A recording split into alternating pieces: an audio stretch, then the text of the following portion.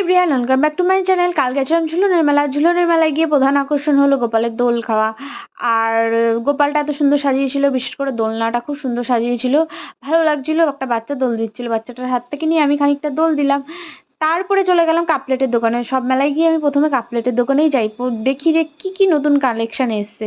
তারপরে এতটা কাদা ছিল, ক্যামেরাটা নিচু করে যেতে হচ্ছিল। তারপরে চলে গেলাম কানের দুলের দোকানে। কানের দুল খুব একটা পছন্দ হলো না। তারপরে দেখলাম যে একটা উল্টানো, মানে তাঁবুর মতন একটা জিনিস।